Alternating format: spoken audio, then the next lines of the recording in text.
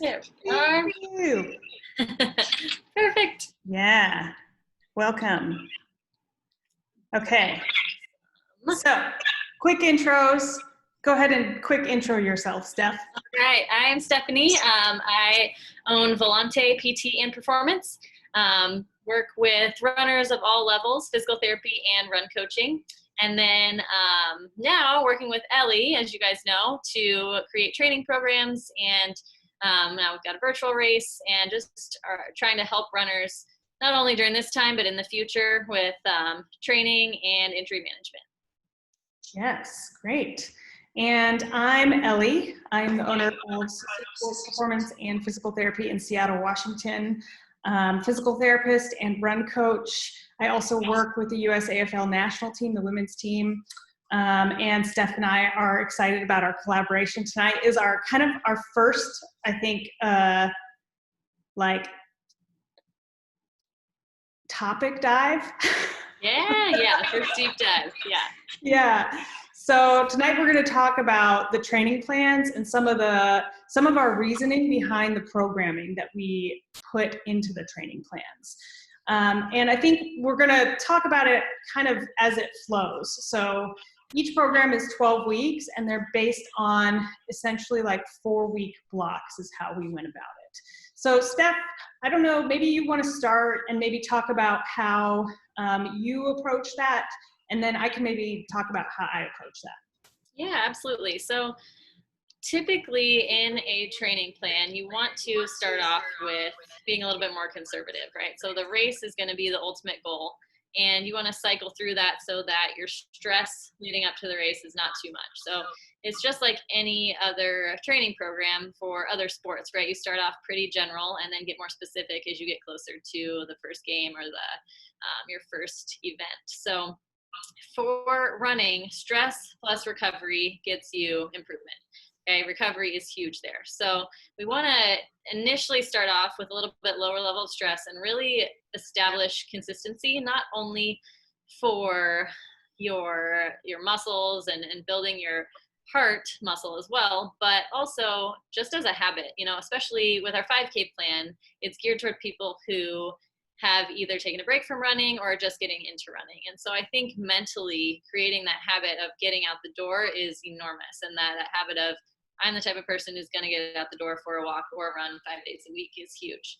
Yeah. And then we keep stress low so that you can recover as you become more consistent, spend more time on your feet, and you see positive changes in your joints, your muscles, tendons, and again, your heart. Yeah, I think that highlights perfectly the way that I think too, is like the consistency piece is always number one, getting somebody out the door and keeping it easy. And I think of it as like kind of what you've already described, sort of building on a pyramid. You start from the bottom of the pyramid and you work to just build a good foundation. And that's why in those first months, a lot of those runs are really, really supposed to be at like conversation pace, relatively easy paces, so that you're not overtaxing yourself and overdoing it to an extent where you have potential to risk injury or things of that nature, or even just struggle with consistency. Because I think even if you're going out really hard, more often than not, it becomes a little bit more of a hefty chore to get out there and do the run in the first place. Absolutely. Yeah, I'm working with an athlete right now who we've made a lot of her easy runs easier. And she said that exact same thing. It's like, wow, I used to stop after 3 or 4 weeks because it wasn't fun. And so I think that was the piece, that her first 3 or 4 weeks were just too hard. And then exactly what you said, it took out the motivation part. So now keeping those easy really builds that foundation and allows you to be motivated to keep going. And yeah, and I think that can even be hard for some runners to do, to keep it easy. And so sometimes what I'll do as a coach is I'll program in a super easy week where they're just running like slower than all get out for that entire week, simply so that they can kind of start to feel that range of slowness. Because I think it's a lot slower than what people naturally want to be doing and what their tendency is to do. Absolutely. Yeah, this Yeah. is kind of a little side note too, but when I started to do that, it was like my legs were more sore after, and I complained about it, of course. But what my coach told me and reminded me that I'd heard before was that speed hides need. So I hadn't developed the muscular strength and control to be comfortable at those lower speeds, and then it was leading to under recovery. So yeah, that first month is just getting comfortable and Yeah. And that would be another reason why we also add in the walking. So there's a lot of like good science that says just walking is good for you in general. And we also know that walking can help contribute to the forces and loads of running. And so that's why with each day you're getting a fitness walk before and a little bit of a fitness walk after, as well as those interspersed 30+ minute fitness walks to spend some more time on your feet, which builds tissue capacity and also builds that consistency piece, right? It gets you out the door, gets you moving in that direction in not such a taxing way.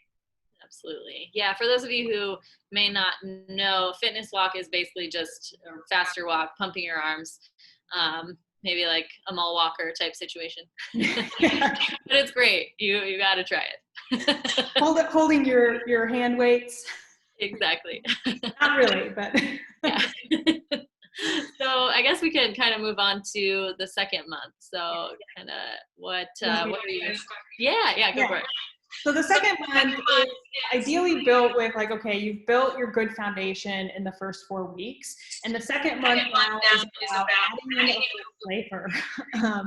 And to me, that's like adding in speed variance throughout the second month. So learning kind of again, so first month, like we're learning where the bottom of the speed spectrum is. Second month, we're starting to flirt a little bit more with RPE. And really that's just like playing around with your speed, figuring out where those ranges lie for you. Yeah, I think that's hit the nail on the head there. I don't have much to add besides, I think the spice, it helps with variations and forces on your body as well as mentally. Like, all right, I get to throw something a little extra in here and get my arms pumping, my legs turning over quicker. Yeah. And again, the consistency piece continues throughout the second month.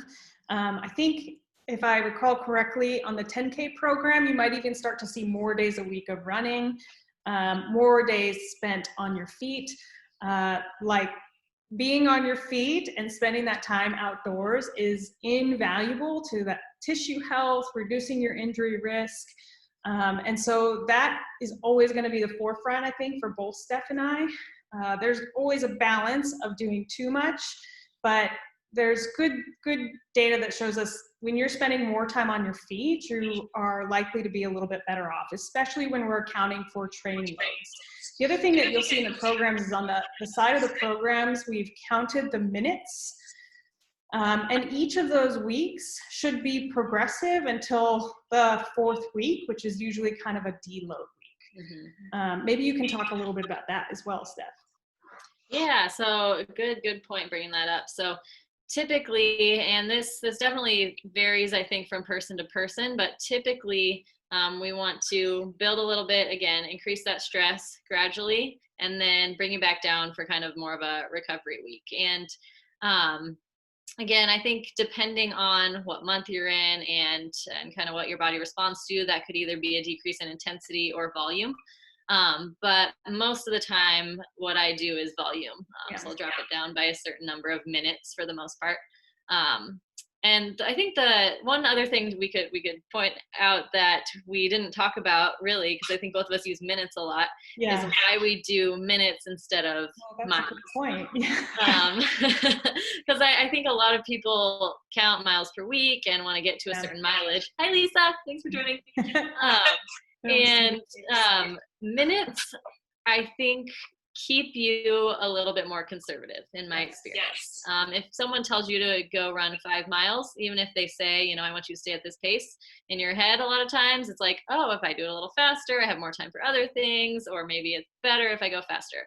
When we just tell you straight up, this is going to take 40 minutes, I just want you to go at this effort level for 40 minutes, I think we're less likely to get in our heads and we're more likely to stay conservative. So that's why Yeah. I like minutes too because it's predictable, right? You know exactly how long something should theoretically take you and when it's going to be done and over with. And when we look at like adding in speed work and things of that nature, a lot of that is based on time. There are a bunch of training plans out there that will do it based on distance. So, doing repeats of a certain distance. Time to me is again a little bit more controlled and can be a little bit more specific to the person as well. So yeah, I think the minutes thing is a little bit of a learning curve for some people to transition from miles to minutes. But once you do, I mean, I will never go back. Yeah, same. Yeah, yeah. So we Great. can estimate, I think, for a lot of our runners or the individual athletes that we coach, we can obviously estimate how long it's going to take them to do approximately 12, 13 miles, however much we want them to get. So it's not like we're completely throwing mileage out the window, but just makes it, just like you said, a little more controllable. Right, exactly. Especially when you start to get into higher volume mileage for like marathons and things of that nature. Some of that estimation will be very, very person dependent, right? So if I have somebody who's running a 12-minute mile versus somebody who's running a 5-minute mile, the time difference is going to account for that speed difference as well, which will ideally also account for the mileage. Right, absolutely. Cool. And then moving into the third month now. Do you want to touch on the third month? Yeah, so third month we increase volume a little bit more and then also start to add in some higher intensities that will, there's a couple different levels. So kind of that 5 to 6 out of 10 effort level is going to be your threshold. And that's just going to help with your endurance at certain paces and running economy or your utilization of energy. And then we kind of step into a little bit faster than that to help with your heart's power. And that's going to be kind of that 7 to 8 out of 10 range, but very small doses in there.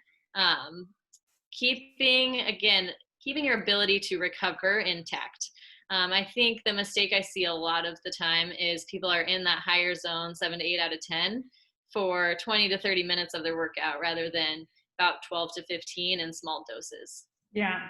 I think that hits the nail on the head for me as well. A lot of the third month, especially in the 10K too, is about building some of that volume, so that you're able to run 10K. And also sprinkling in more speed, and maybe even being race specific. Although I don't think our program necessarily is what I would consider race specific. So much of that is going to vary based on you as an individual and where your speeds are at and your sort of knowledge about how to approach a race, which is maybe another conversation. Actually, I think we are doing a race like prep one at the end, right before our quarantine 5K and 10K race. Yeah. Which if you haven't signed up for, you absolutely should. It's linked in my bio. Yes. Yeah. They're still open. We haven't ordered the medals yet. There's still room. And I think now that we're getting closer, it might be more realistic. So it's like, oh, now I've got 8 weeks to train. And so if you've been running consistently, it shouldn't be an issue. Yeah, exactly. Sweet medals. Yeah. And we are going to talk about taper too, which you'll see in the third month as well. And that'll be a whole separate topic. So is there anything else you want to add about the programming, or does anyone have any specific questions? Yeah, let me see. I think we have some questions to answer, by the way. We've still got those. So I was asked 2 questions by a couple of people. One was, how much stretching should a runner do? And then the other one was, what workout is going to give you the most bang for your buck when you're talking about time, trying to save time. So if we don't have any other questions, we'll jump right into those. Do you have other questions to answer as well, Steph? No, I think I was just going to make a one comment about the programming. I think that, just like you said earlier, it's important not to feel like you have to improve and always make one week better than the next, because that's going to set you up for failure. And I think that's why we don't do a lot of the exact same workouts over and over. You'll see some variations in time. Because it's really difficult mentally to just compare week to week, because you're not going to see that improvement. Yeah.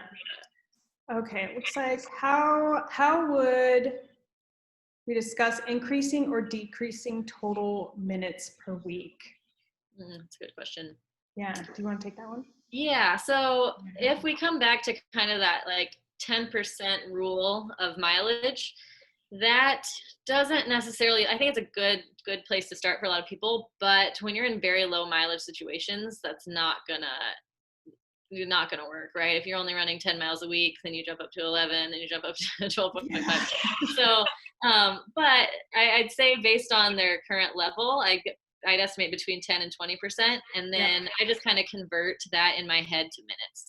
So, for me personally, when I was at, I don't know, I think I was at 35 miles a week, then, or whatever that equated to in minutes, I added 20 minutes of running, sprinkled in adding 10 minutes twice during the week. So that probably equated to about 3 miles.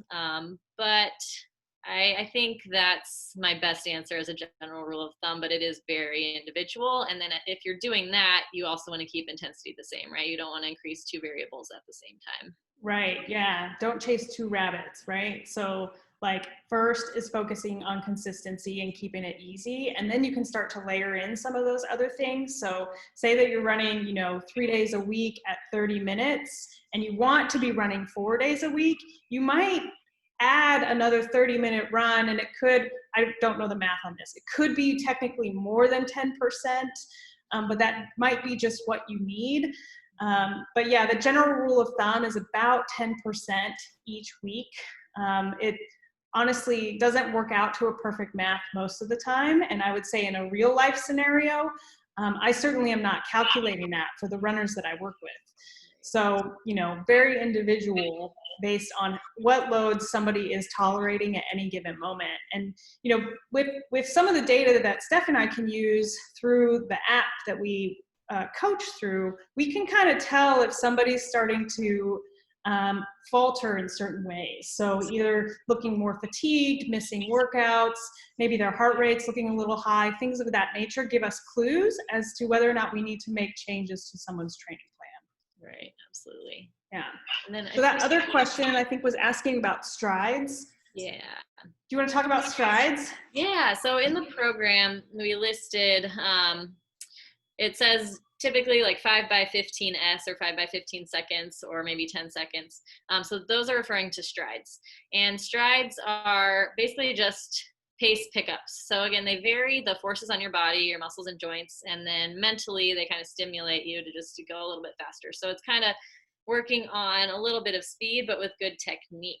A lot of times I tell my runners, pick it up to the fastest pace you can sustain with good form.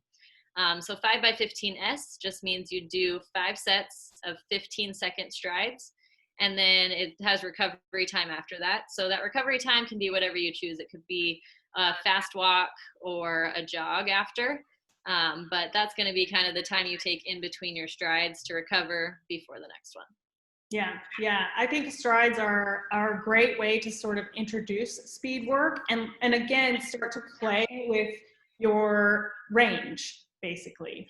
The goal of them is to like gradually accelerate, and 15 seconds is not a really long time anyway. So, most normal people aren't necessarily going to reach top speed. But the trick for me is just really like learning to explore that range and again, apply some more explosive forces to your tissues. So you know what that feels like and they're ready when the time comes. Yeah, absolutely. Yeah. Cool. Well, if there aren't other questions there, we're going to answer the other two questions we had, which were, let's start with stretching. How much stretching should a runner do? Great question. Somehow I feel like there's been so much, this is like one of the biggest myths, sources of misinformation in runners. I don't know how it started, but I don't either. Most runners, you go to practice and you just stretch. Yeah. Just wear your sweatband and you stretch. So runners, I don't prescribe stretching to any of them. Now, there are caveats to that. If you don't have the adequate motion to run, which is also a debatable topic, how much ankle motion you need, how much hip motion and knee motion, then like, let's say after you're in a boot for a while, okay, then you probably need to stretch. If you've had some sort of injury that's kept you immobile, then before you run, let's make it symmetrical, and you may require some stretching. Other than that, the runners that I coach were doing strength work, and if they want to stretch on their own, awesome. If they want to foam roll on their own, great. But we're doing strength work and we're running. I haven't run into a situation where we've absolutely needed any form of stretching, and I definitely don't have anybody stretch before their run. It's been proven over and over that that's not only not helpful to run, but it actually can impair your performance. Yeah. How about Yeah. you? Yeah, I think the general thought process by people is that stretching reduces your injury risk, and maybe even for some people improves your performance, and like that's not been proven, not really even in the least. And so I think, when I think of stretching, I don't program any stretching in unless I have somebody who just absolutely loves it. And in Yeah. which case I might program some in, but definitely not going to happen right before their run, or before they have to do some sort of explosive work. And so to me, same with Steph, like stretching is really unimportant. Like on the grand scheme of things, it's not going to impact strongly, more than likely not going to impact your risk for injury, and it's not going to impact your ability to perform better or well, or even your like longevity in the sport. So yeah, I think we can effectively say, don't worry about stretching. If you really love it, do it. Yeah. That's fine. But know that you don't have to. Right. Yes. And don't feel ashamed if you don't or you don't like it. Right. It's okay. Exactly. And then the last question that we want to answer, and this is this is actually a really great question. Basically, what's the sweet spot? What's the most bang for your buck? I don't know, workout or intensity, I think was the question. Mm-hmm.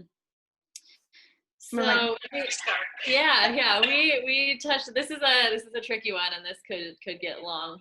Yeah. Obviously, Let's very just very go. very specific to the race and all that. But for distance runners, the best way to improve your speed over time is consistency with your training. Mhm.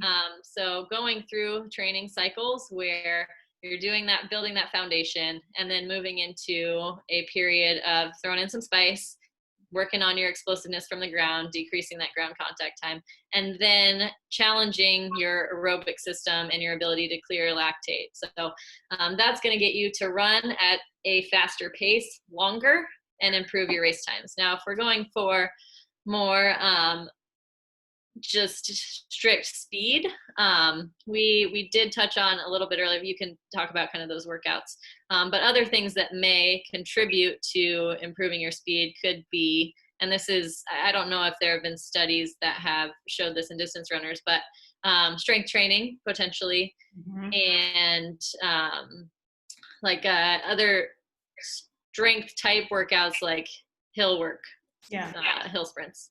Yeah, to improve that aerobic power, essentially.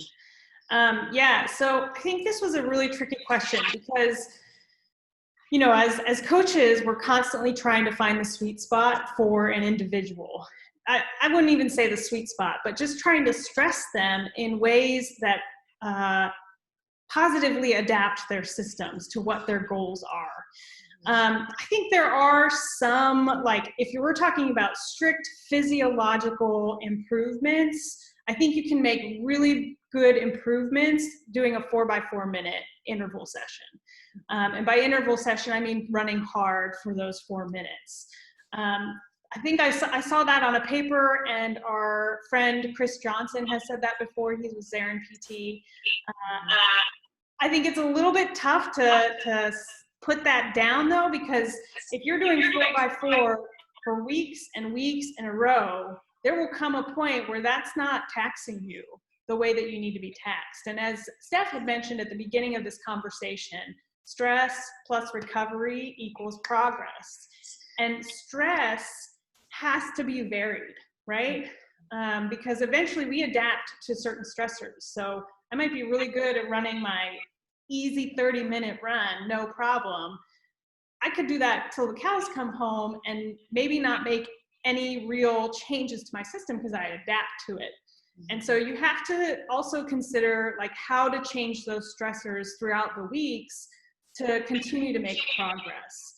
But purely physiologically speaking, a 4x4 minute interval session is a pretty good place to say, okay, maybe I could improve my fitness a little bit, my VO2 max, things of those natures. Right. Yeah. And typically, from what I've read, the rest period is going to be about equal.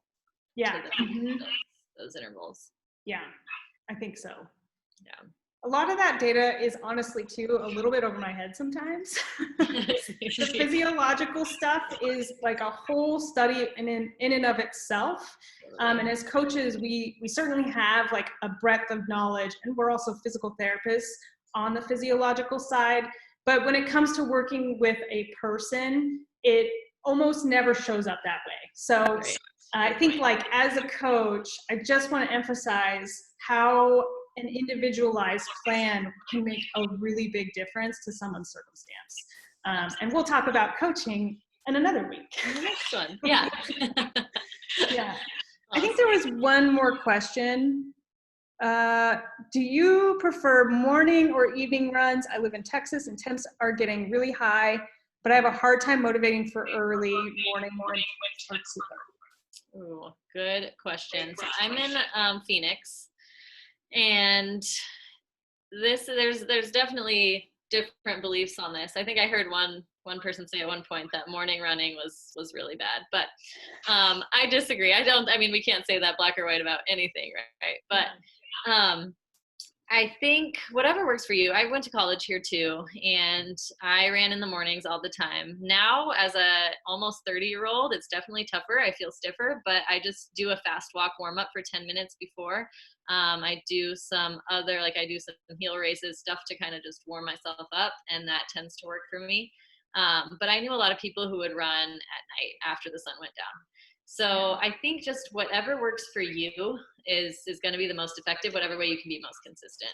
Yeah, I agree with that. And as a coach, I'm not typically dictating when a person should do their run. And so I would say, like whatever works for you is best. I think ideally you're not running in the mid-high heat of the day for a number of just safety reasons. Yeah, so that's kind of how I feel. I personally like running in the mornings. I didn't used to be a morning runner, but I do, and now I have a good routine around it, and it's nice to get it done. Absolutely, yeah. The one thing I will say about that, if you're going super early in the hot mornings, this part is not fun, but make sure, especially for females, that you get up and eat something before, regardless of what time you start. I was going to mention that as well. Same page. Eat something. You have to eat something. I mean, it's just like so many people. Well, we have a whole nother session. We'll get into this. But yeah, so many people want to run fasted in the morning, and I think there's people out there who are like proponents of fasted running for reasons that I do not understand. But as listed in our program, we recommend that you eat something before you run. I think we recommend at least 100 to 150 calories, and that's like minimum. Yeah, that's for like 30 to 45 minute run. If you're doing more than that, 200 to 250. Yeah, we'll talk about fueling in we'll get there. Yeah, we'll get there. We can just talk about everything right now. Settle in, guys. It's gonna be 3 hours long. Awesome. Well, I hope that answered people's questions. Does anyone have any other questions? Running in the morning is hard. It is very difficult. Yes. Yeah, I like, I will loosely say that habit of mine just started maybe a month ago. Right. Yeah. And Evan, I know you said it's getting hotter there too, so it's probably that might be good motivation to get going. But yes, exactly. I hate running in the heat. I grew up in the Midwest and played soccer, and it just makes me think of the soccer tournaments in the summertime that were like all day long in that heat of the summer and the humidity and the humidity. Yeah. oh yeah, not fun, not fun. Well, great. If there's not any other questions, I think we'll wrap it up. Yeah. We are going to be coming back here in 2 weeks, and I don't remember the next topic. Do you remember the next topic? I think that one was about coaching and like when it's time to get a coach and what.